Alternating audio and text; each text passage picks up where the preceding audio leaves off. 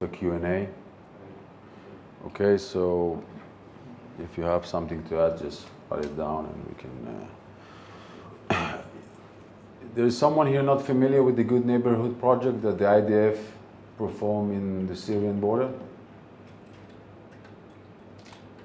Okay, black point for you, because it's weird, because it's a very famous story, but I will try to remind everyone. The story is in March 2011, a young kid in the south part of Syria, in a village called Dara,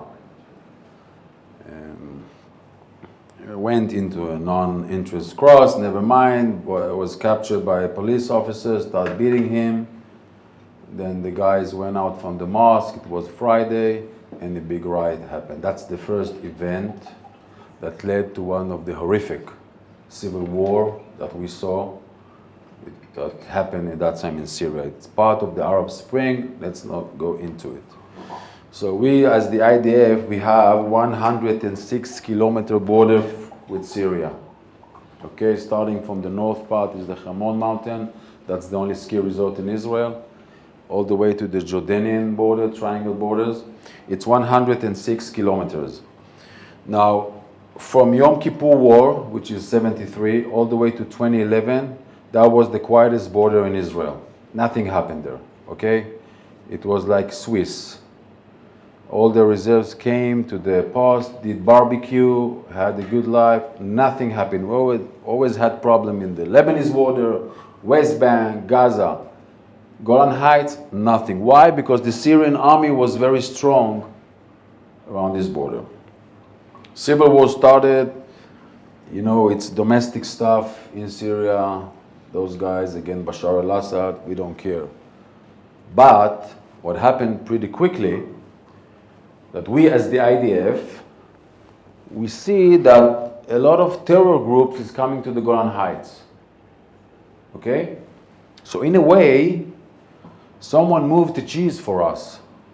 We took the binoculars and we looked to the other side and we saw trucks, by the way, very similar to the trucks that Hamas used coming in to go to the south part of Israel, October 7.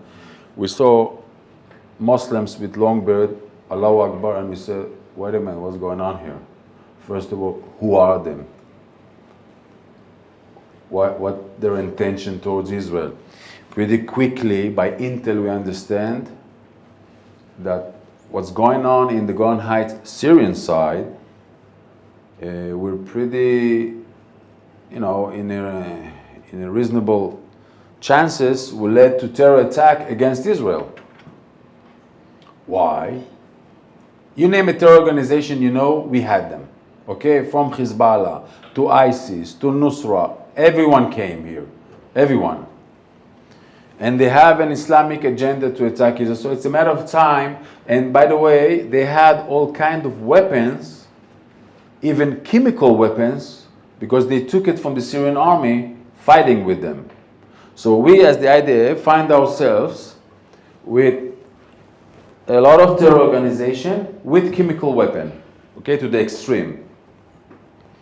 That's the time that I was called to this mission. I'm a 504 guy. I don't know if you're familiar with Unit 504 in the army. It's kind of a combination of, I don't know, Mossad and Shabak inside the army. Okay, we deal with recruiting sources and investigation. You can Google it. You will not find a lot, but that's the story. But I was called to the mission because we are known to be in, to understand the Arab culture, language, etc. And we went and evaluated this thing and we said, okay, what can we do?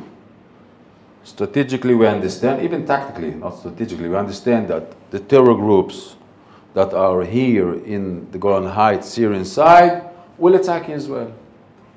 Imagine, for instance, let me give you an example. A group of ISIS will go into this kibbutz, which is located on the border, and will kill 20 babies. Not realistic scenario. ISIS. What do you think will be the IDF response? Probably in 2 hours we will occupy all south of Syria, we will arrive to Damascus immediately. So we understand that we didn't want to be there. So for the first time, it's an example that the army took a preemptive action before something happened. Usually the Israeli army is reacting to the reality. Okay, usually, when it comes to security. Not all the time, but usually. Here we said, okay, that's the threat. Let's try to do something before it will happen. And then we approached to the Syrian side, which we didn't know who are them, by the way. Who are them? What's the story? Nothing. And we told them, guys, we have a deal for you, okay? Let's make a long story short. We have a carrot or we have a hammer. What do you want? In a way, we as the IDF will do whatever it takes to protect this country. Now, you guys, civilians, living here in those villages, doesn't have any problem with us, okay? You started this revolution because it's your thing against Bashar al-Assad. Good luck, both sides. But if this thing will come to us, we will react.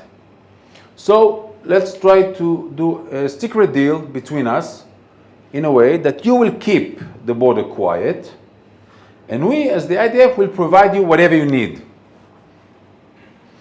Now this is an outside the box thinking, but remember guys, it's not technology, it's security. Without going into details, I'm telling you that the opposition in the Israeli army at that time was very big, because a lot of people said, why do we have to interfere? You know, it's a border. We are a very strong army. You know, we have boats. We'll bring more soldiers, and whoever will come to our border, we'll kill him. Why do we have to? Now, remember, we offered the enemy humanitarian aid.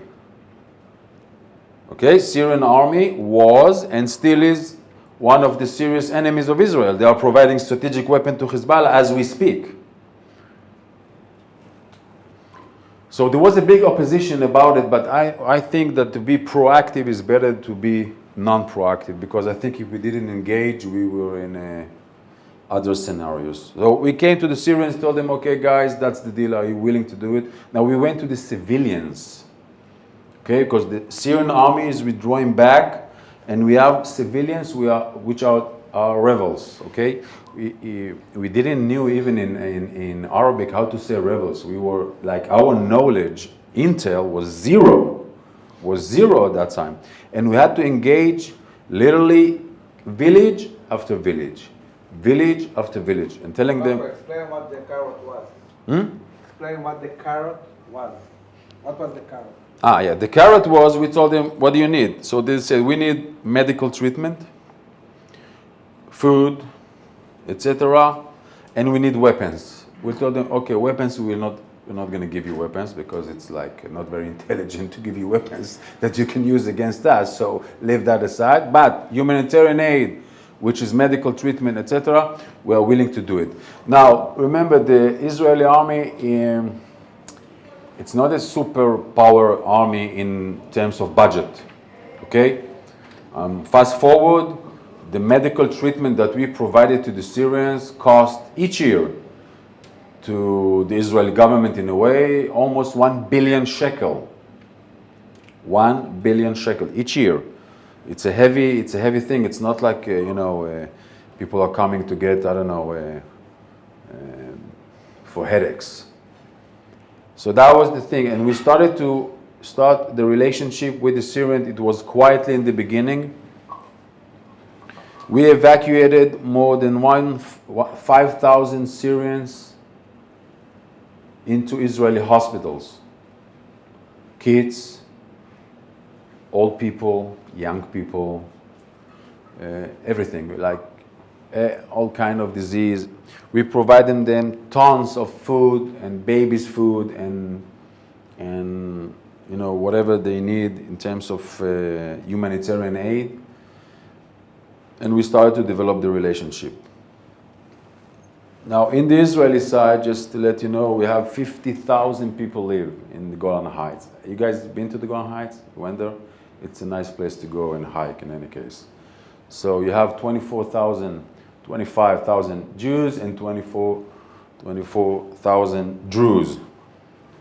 Two villages are located on the border. One is the Alonea Bashan, which is the windmill thing, and the other one is Majd al-Shams, where the attack happened 10 days ago. Those two villages are located on the border. All the Golan Heights, it's tourism. They don't have any industry, high-tech, whatever. It's tourism, it's apple, cherries, etc. And during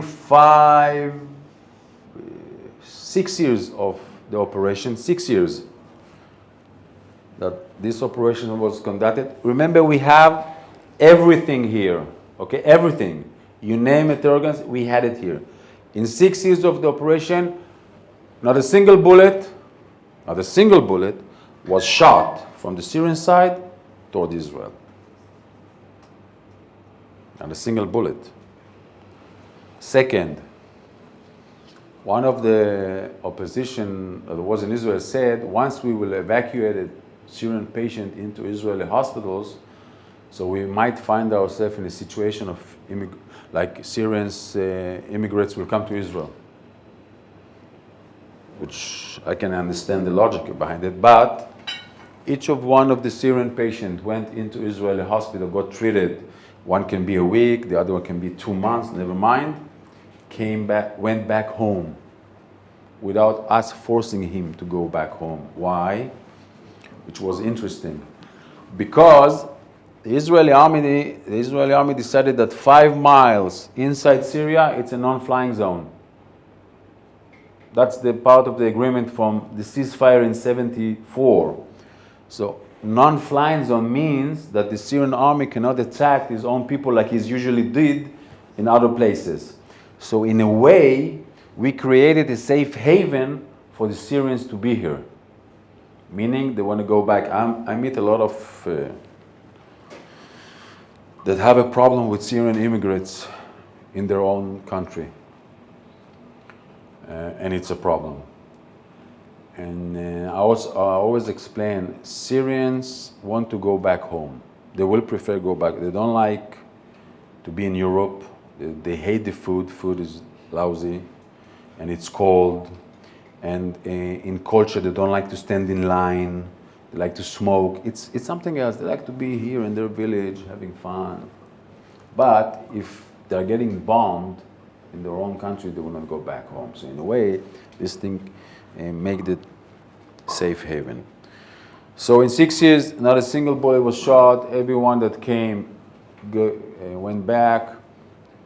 And in 2018, the project was ended because the Syrian army took back the Golan Heights again. So in a way, it's not, doesn't work to be in touch. Now let's implement on Gaza. One of the lessons we learned here, that if you engage with the population, but actually engage, you can create any kind of mechanism that will be meaningful and beneficial for both sides, okay? Now, take Gaza for instance. Aviv said, and he's right, in order to do anything in the day after, you have to eliminate Hamas. That's obvious, okay? So long Hamas stays, whatever we talk and do will not work. Let's presume that Hamas is out. In the end, we have 2.something million people in Gaza that need to be fed, go to school, get medical treatment. And we have a lot of international pressure on us about it, from the American, from Europe, it's obvious. But Israel wants to keep the right to control security, but who will run the day-to-day stuff? Okay, we will stay security, but who will run the who will provide food, who will run the clinics, who will run the water, and. We think that the population can do it by itself. They can do it by themselves. We just need to help them. We need to build a mechanism to provide them to do it. It can be through NGOs, it can be through government in Europe, it can be whatever you want. But they have to do it by themselves. If not, if the Palestinian Authority will come or someone else will come, it will not work. Now, it's very complicated. Gaza, it's very complicated. It's a lot of, and Baruch will speak about it in the next, it's a lot of groups. But in our experience, Syria, all this region, you know, the north part here in Syria, for instance, the Jubat al-Khashab, it's a village, it's the Sunnis. Hadar, it's Druze. Here, it's Sunnis. Here you have a Shia. So it's also complicated. Meaning it's not like the same brand all over. And you have to be, you know, to work with those guys and those guys. The same thing can happen in Gaza. I mean, the army should create a mechanism to be the operator of it, but not to provide. Like, for instance, if the UN, for instance, will want to work in Gaza through, I don't know, UNRWA, which is a very, as we all know, a non-Hamas, pro-Hamas organization, they have to do it through this mechanism. So that's the idea in general. Yes, questions? Yes. I don't need that. Actually, first of all, thank you for the presentation. It was clear and it was very interesting. I fully understand the security needs. I also understand the other point regarding international pressure.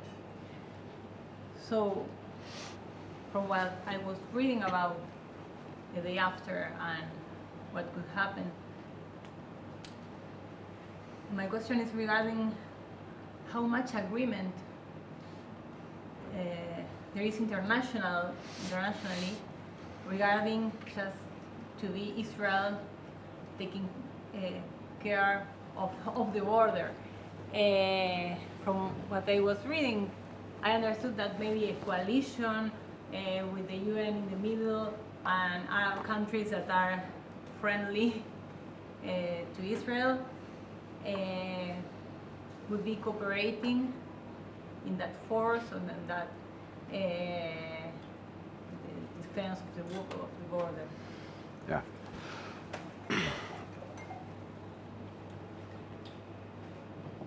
We're going to go, after the war will end, we're going to go to a phase that I don't know how many years it will take. It can be a year, it can be 50. This phase, there is two lanes. One is politically lane and the other one is security. Politically meaning there will be an election in Israel,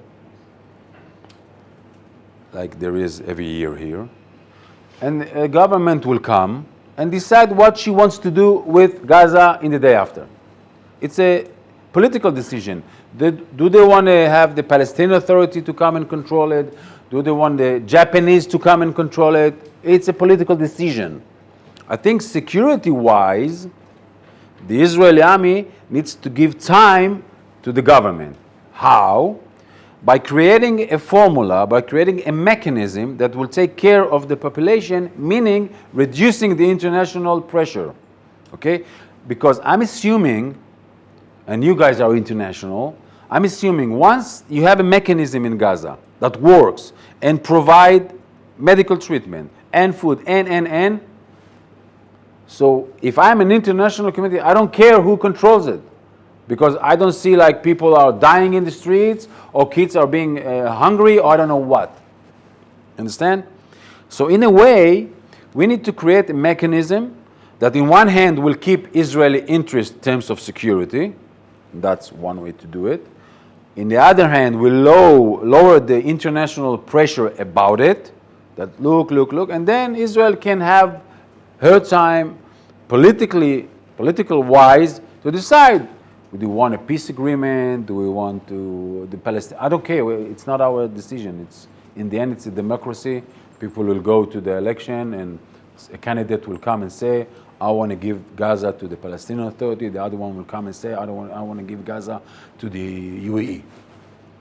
Okay, like our job, it's not politically. Our job is to give a military solution that happened in Syria, which I think can work in Gaza. Did I answer your question? More or less, my question was more focused to the defense, not just what is happening. Defense? Yes, because you said, okay, we need to keep, or previous presentation that was also. No, Israel needs to keep her security freedom in Gaza no matter what. That can never change. Okay, the trick is, how do you keep your security control without getting in trouble in the day-to-day life? In Israel, I don't know if you guys are monitoring the news or the political vibe is, some will say we need to go back to Gaza, we need to build back the settlements and blah, blah, blah, and kick all the Gaza out. Okay, no, people are saying it. Sorry, 1 minute. And some will say, no, we need to withdraw and we cannot build this. We don't care. Like, our organization doesn't talk about politics. We talk about security. We are saying how, in terms of security, we will deal with Gaza. What's going on in the West Bank now, as you guys hear, Jenin, Tulkarem every day, that's the protocol will build Gaza. Okay? That's what you will hear, that one morning the army is, jumping on a village, cleaning terrorists, going out. But you have to take what will be what day-to-day solution. Civilian, yes, sir. I'm Karl Trummer from the Austrian Embassy, the Austrian Defense Attaché. Thank you very much for this introduction on good neighborhood projects. I didn't know about this in such detail, but to bring it from Syria to Gaza, I think there are a lot of other preconditions what we have to think about, because at least we have 2.2 million Palestinian people under a very difficult situation. What I understand, my question raises up to this area on security. Israel want to stay in. I informed my ambassador maybe it could be a way, as we have it now in the West Bank, that you are creating in the Gaza A, B, C zone, or I don't know, 1, 2, 3 zone. It could be a lot of different names, but at least you give areas where they have maybe self-control, maybe controlled to 100% or 50%, and it will go in a direction in 10, 15, 20 years maybe for self-control. Yeah. But this project has some problems as well, because we see it now in the West Bank. At least 2 divisions are there. They are working with anti-terror operations. And if we project this into Gaza, I'm not sure that this will work. Maybe we should have another approach and more to involve the population in this way. Because my question is, in Syria we have a small amount of people living there. But in Gaza the area is very small and a huge population. And therefore it's, what is the meaning of the population? How we can involve them in this process? Because so far Israel is, maybe frank, you are the winner end of the day, and you are creating the situation, and you're also involving the population in this way. It's only, for me, it's difficult to understand how we can to bring it forward. First of all, it's also difficult for us to understand. That's the reality we lived in. But I'll tell you what, everybody can hear me? Yeah. Eli is... yeah, so what we are offering is a mid-term solution. What you are talking about is the long-term solution, and you're right. I don't have any answer for it. I can tell you what I think, but who cares what I think? But Midterm solution will be the army. Let me describe it for you. The army in Gaza, in the day after, will create a headquarters. It's a new animal. It's not exist in the army now. Okay? It's a headquarter that has army. איך אומרים מתפ"ש, אביבי באנגלית? מתפ"ש? Kogat guys. Shabak. You know what Shabak, right? Intel. And international NGOs. All together. One commander on that. Okay? So, if you're an NGO, for instance, you will have to go through the Israeli army to provide your aid. Why? Because the Israeli army will tell, okay, Khan Yunis are keeping on the agreement of, not being radicals and not teaching the kids to kill the Jews, so we should provide them. Or they have this problem. So it will be under perspective. You know what's the problem of the Israeli army today? In the West Bank, for instance? We provide humanitarian aid, just pouring humanitarian aid without asking nothing in return. And I think that's wrong. I think in Syria we told him, okay, it's a very simple agreement. We'll give you whatever you want, don't do terror attacks. If you do, or we kill you, or we'll stop the humanitarian aid. I think in the Middle East, maybe it's not very European way of thinking, but that's the way to deal with it. You give, you take. It's very simple. We will provide you whatever you want. Gaza, the best medical treatment, the best schools, the best whatever, but one simple, small thing. Don't come and rape us, kill us, and. I think as a country, that's a very basic thing to ask. So we have to create a new headquarters to deal with it, but that's only the phase of the midterm. Long term, politicians find a solution, whatever you want. We don't care. Once you have a solution, we'll go and vote for it, if I agree or don't agree. But at least we as army, we are buying time for the politicians to deal with it. And that's the trick here. Buying time, but also buying security through this process, okay? Keeping our assets at terms of security, intel, and.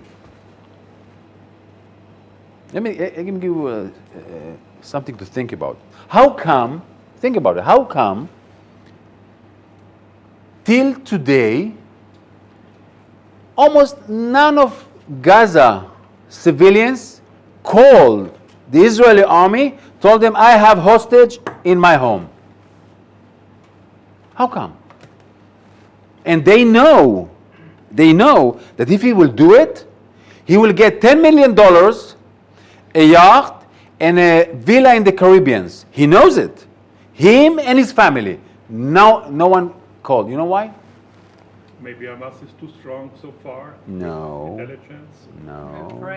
Or they are brainwashed. No, in because a way. Gaza, all the Gaza people are exactly. Yeah, they are brainwashed. And they see that the army is like, tomorrow is finishing it. No one calls. And that's something we need to change. It will take years to do it. Years. And I'm not sure we succeed. This is the main thing, because everybody's talking to eliminate Hamas, but this is idolatry. You cannot, you can I agree. eliminate the military branch, I agree. but not the thinking of the people. Yeah. And this is since many years in that brain, and therefore I agree. it will take quite a long time. And maybe it will not happen. Yeah. And maybe, if you ask my opinion, we probably will have to live on our sword for decades. That is a long-term battle, actually. Germany, possible Yeah. 2 generations. Yeah. Minimum. Guys, in the Middle East, if there is dinner and you're not invited, you will find yourself on the menu. Very easy.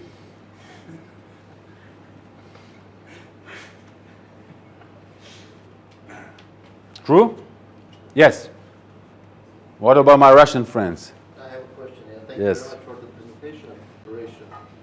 You mentioned 5,000 Syrians Mm-hmm. treatment in Mhm. Israeli hospitals. Mm-hmm. Do you speak only about civilians, 5,000, or any like armed group or rebels? as you said? 5,000 armed group and civilians. I don't know the numbers. Let me think.